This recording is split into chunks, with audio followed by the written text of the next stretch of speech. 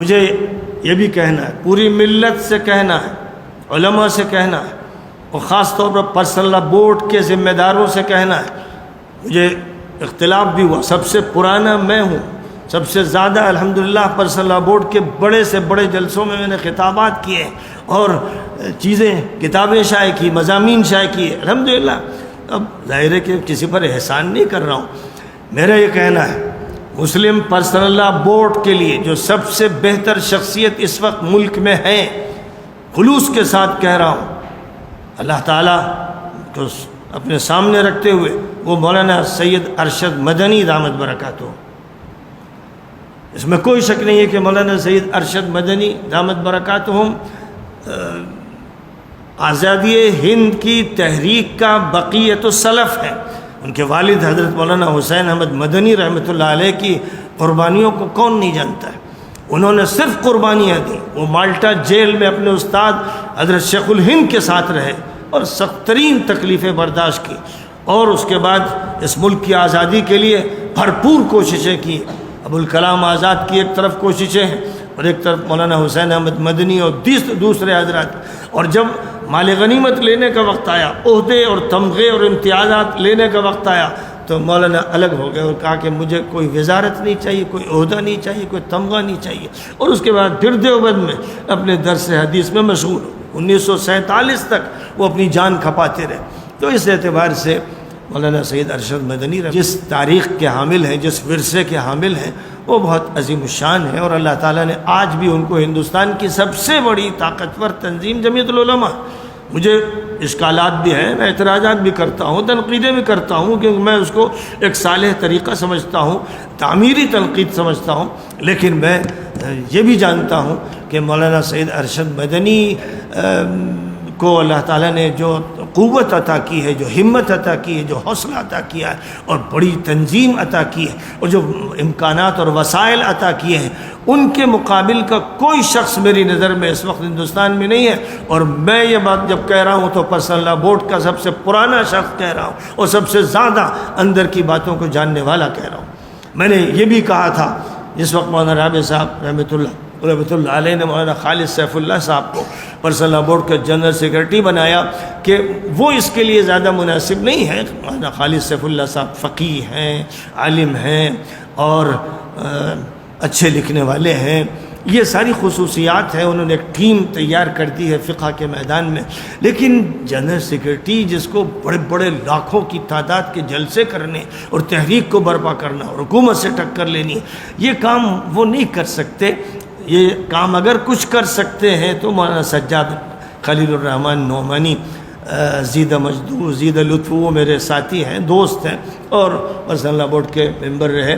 میں نے ان کا نام تجویز کیا کہ وہ ایک متحرک فعال آدمی ہے، اگرچہ بیمار رہے اور ان کو بھی کچھ آزار ہیں، لیکن ان کے اندر تحریکیت ہے، قوت ہے، جوش ہے، فہم ہے، حالات پر نظر ہے، اور وہ اردو زبان، انگریزی زبان، ہندی زبان وغیرہ سے اچھی واقفیت رکھتے ہیں۔ اس لیے میرے نزدیک مولانا سید ارشد مدنی دامت برکاتہم کو مسلم پرسنل لا بورڈ کا صدر منتخب کیا جانا چاہیے۔ سب جانتے ہیں کہ مولانا ارشد صاحب پر میں تنقید بھی کرتا ہوں اور بہت سی باتیں ہوتی رہیں، لیکن جو حق ہے وہ حق ہے۔ جو بات مجھے اللہ واسطے کہنی ہے وہ کہتا ہوں، ان کی تعریف کرتا ہوں، جو ان کی خوبیاں ہیں وہ بیان کرتا ہوں، اور پرسنل لا بورڈ میں جتنے بھی اس وقت ہیں یہ سب میرے چھوٹے ہیں، میرے جونیئر ہیں، کوئی بھی ایسا نہیں ہے جو مجھ سے زیادہ واقفیت رکھتا ہو، تجربہ رکھتا ہو۔ اس لیے میرا یہ کہنا ہے کہ مولانا کو صدر بنایا جائے۔ مولانا خلیل الرحمن سجاد صاحب اگر تیار ہوں تو وہ جنرل سیکرٹری بنے، یا مولانا خالد سیف اللہ صاحب ہی رہیں، بہرحال، لیکن یہ بھی ہونا چاہیے۔ اور یہ اس لیے کہا جا رہا ہے کہ نبی پاک علیہ السلام کا انتقال ہوا، ابھی تکفین اور نماز جنازہ اور تدفین کو چھوڑ کر پہلے خلافت کا مسئلہ طے ہوا۔ ابو بکر صدیق کی خلافت طے ہوئی سقیفہ بنی ساعدہ میں، مدینہ منورہ کے ٹاؤن ہال میں، اور ان کی خلافت طے ہونے کے بعد پھر بعد کے مسائل سامنے لائے گئے۔ معلوم یہ ہوا کہ یہ بہت اہم مسئلہ ہوتا ہے اور اس میں کچھ گھسپیٹیے گھستے ہیں، مفاد پرست گھستے ہیں، اس کو بناؤ اپنے مفاد کے لیے زبان سے وہ باتیں کرتے ہیں جن میں نہ اللہ کا خوف ہوتا ہے نہ آخرت کی باس پرس ہوتی ہے، ان کے اپنے مفادات اور مصلحتیں ہوتی ہیں۔ ایسے لوگوں سے بچ کر رہنا ضروری ہے، کیونکہ سارا نقصان اداروں کو یہی لوگ پہنچاتے ہیں جو مفاد پرست ہوتے ہیں۔ اس لیے ظاہر ہے کہ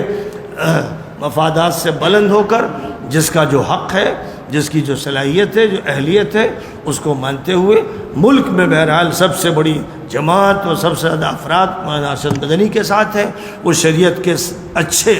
پختہ کار عالم ہیں اور عامل ہیں، اور اس کے ساتھ ساتھ اللہ نے ان کو وسائل بھی دیے ہیں، اور ساتھ ہی ساتھ ان کے امیر الہند ہونے پر بھی اتفاق ہو گیا۔ پہلے ہمارے چچا مولانا سید عثمان صاحب منصور پوری امیر الہند بنائے گئے تھے مولانا محمود صاحب کی طرف سے، لیکن ان کے انتقال کے بعد تو اب بالاتفاق جمعیت کے دونوں ٹکڑوں نے مولانا سید ارشد مدنی کو امیر الہند طے کر لیا۔ تو امیر الہند میں صرف اب یہی پخ ہے کہ صدر مسلم پرسنل بورڈ بھی انہی کو قرار دیا جائے، اور اس سے زیادہ بہتر اجتماعیت کی شکل پیدا ہوگی۔ اور مولانا ارشد صاحب سے مجھے بہرحال یہ کہنا ہے کہ جس وسعت کے ساتھ وہ اس وقت جمعیت میں کام کر رہے ہیں، اس سے بھی زیادہ وسعت کے ساتھ ان کو پرسنل بورڈ کے میدان میں کام کرنا ہوگا۔ اگرچہ میں یہ بات کہتا ہوں، اور حیدرآباد میں میں نے اس کا اعلان کیا کہ اصلاً تو شریعت بورڈ ہونا چاہیے، پرسنل لا تو لفظ ہی انگریزوں کا دیا ہوا ہے اور شریعت کی محدود ترجمانی ہے، لیکن بہرحال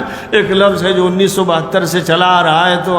آپ اس کو عزیز رکھنا چاہتے ہیں سو رکھیں۔ میں تو شریعت کونسل کا ذمہ دار ہوں الحمدللہ، اور میں ہر اس شخص کی خدمت کے لیے تیار ہوں، تعاون کے لیے تیار ہوں جو بھی دین کا کام کرے اور دین کی نصرت کرے۔ میرے نزدیک نہ فرقوں کا فرق ہے نہ جماعتوں اور تنظیموں کا، میں سب کو اسی نگاہ سے دیکھتا ہوں جس طرح قرآن پاک میں انصار اور مہاجرین کا تذکرہ ہے۔ انصار اور مہاجرین کو جو مقام دیا گیا ہے ان کو نگاہ میں رکھتے ہوئے کون ہے جو ہجرت کر رہا ہے، کون ہے جو نصرت کر رہا ہے، کون ہے جو دین کے کام میں ہے، وہ کہیں کا ہو کسی تنظیم کا ہو، بہرحال وہ ہمارا ہے۔ جو اللہ کا ہے وہ ہمارا ہے، جو رسول کا ہے وہ ہمارا ہے۔ ہم تفریق کے قائل نہیں ہیں، پارٹی بندی کو کسی طرح قبول نہیں کرتے، حلقہ واریت کو قبول نہیں کرتے۔ بہرحال آج کی اس مجلس میں میری یہ بھی ایک درخواست ہے، ایک درخواست پرسنل بورڈ سے ہے، ایک درخواست ندوۃ العلماء کی شورا سے ہے۔ امید ہے کہ توجہ سے درخواست سنی جائے گی، اور جو رخصت ہو گئے ہیں ان کے حق میں دعا کی جائے گی، اور ان کے حق میں